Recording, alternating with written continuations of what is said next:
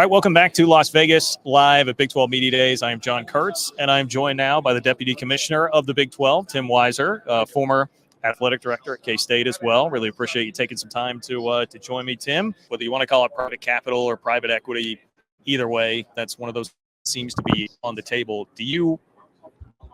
When you think about that, do you think there are inherent risks there? I guess, how does the conference view that as a potential solution? Well, I think it's one that you have to explore. It's a ground ball that you have to run out. I think, in the end, whether it makes sense for our schools or not, I don't know, because I think our schools are going to have to ultimately decide whether that's the path they want to go down. But I think for us not to explore it and look at that opportunity would be a mistake.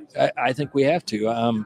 Again, I've got a more traditional way of viewing things, but I don't think you can afford to look at things in a traditional way anymore. And private equity is certainly a new phenomenon with collegiate sports.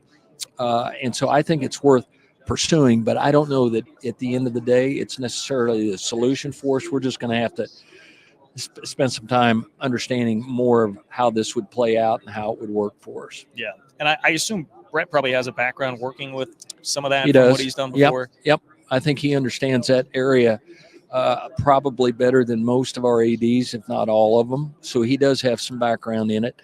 Trying to understand how that fits into university structure and a collegiate model is where it gets to be a little bit more unusual than it would in a professional environment. Of how Brett one day said, why do we have to sell both football and basketball rights in a bucket? Why can't we separate those out? And of course, my bad answer was, well, that's the way we've always done things. But the truth is, it may make sense for us to separate it out. In the end, we won't know until we go to market and test whether basketball by itself and football by itself will net us more money than combining the two. I don't know the answer to that. I know Brett is very bullish on our future basketball-wise. It's an opportunity where we can kind of separate ourselves from other conferences.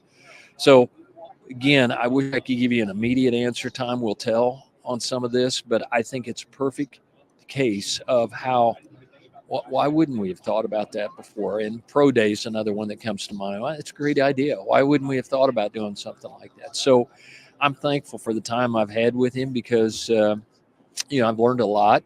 I guess I'm a little melancholy about the fact that I wish this might have happened 10 or 15 years ago, and the lessons that I'm learned with him I could have employed in a different way, but that's okay. I still, believe me, I am nothing but thankful and grateful for the opportunities that I've had. It's been way past my wildest dreams to have had the stops along the way that I've had and to be around the people that I've had over these past 40-some years.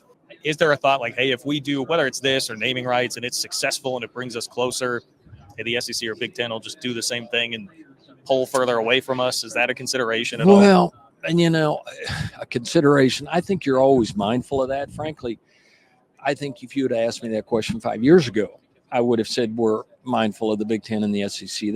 They've clearly been thought of as sort of at a different level in terms of the revenue that they create. Does that mean we can't compete with them?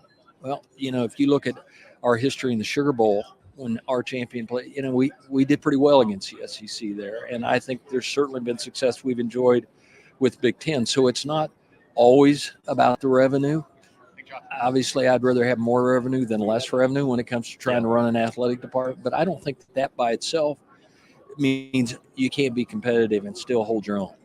What's it been like for you to see, as a guy who's been in college athletics for so long, where we're at with the House settlement and revenue sharing and all that coming to fruition? Yeah, I don't want to say heartbreaking. It's been a little disconcerting just because for the longest time, I think those of us that have spent as much time in this business as we have believed that the single most important thing was, hey, you're gonna get a degree. We're offering you an opportunity to compete and do what you love to do with your sport, and at the same time, we'll give you a degree.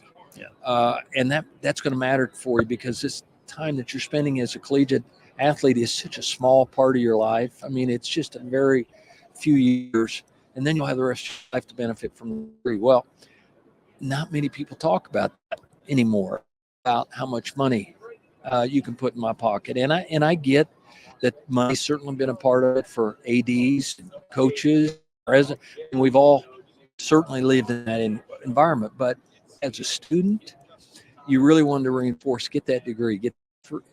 And I don't think there's any discussion about that like there used to be. And that's the part that's probably most disconcerting for me. Yeah, well, it's definitely done a 180, even in the last five years, however long you want to go back.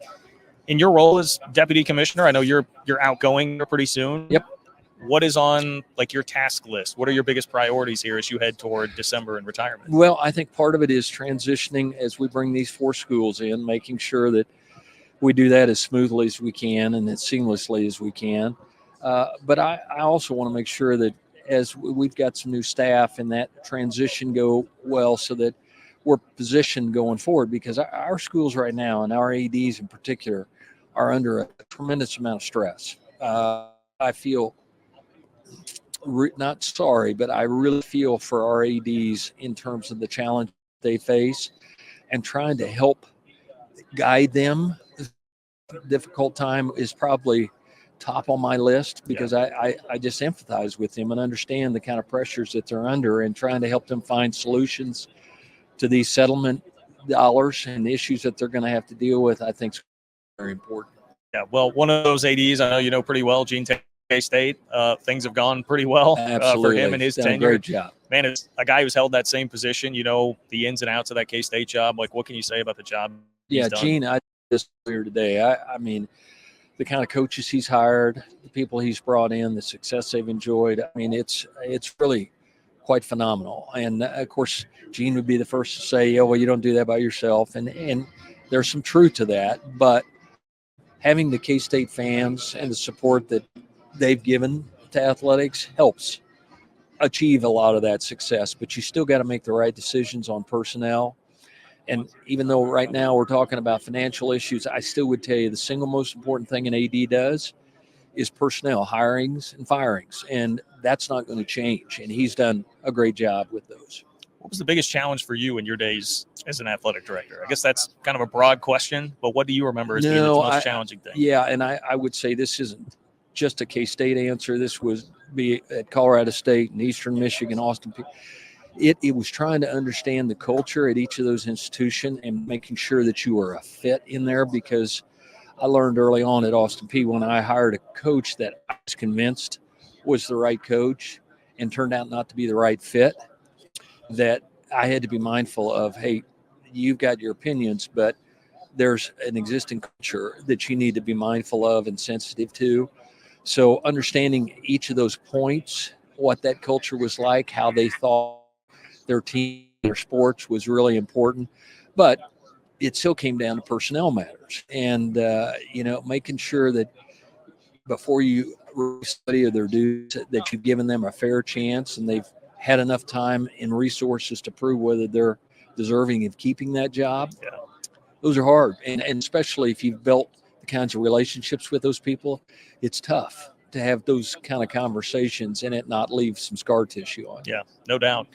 Yeah, I was going to ask, what do you want kind of your legacy to be as you think about your career? Yeah, the legacy thing is that's a little hard to think about, because for me it was never about me. And I remember at the K-State press conference when I was introduced, I said at the time, I think if I do a good enough job, you're not going to remember who I was. Just like a good official that does a great job, you don't really notice who it is because it's been about the game. And that's how I've tried to think about being an AD. Now, this day and age, that no longer flies. That's not how the job is. But back then, I really felt like it was more about the focus being on the kids and the coaches and not on who the AD was. So if there's a legacy, maybe that's the legacy I would prefer.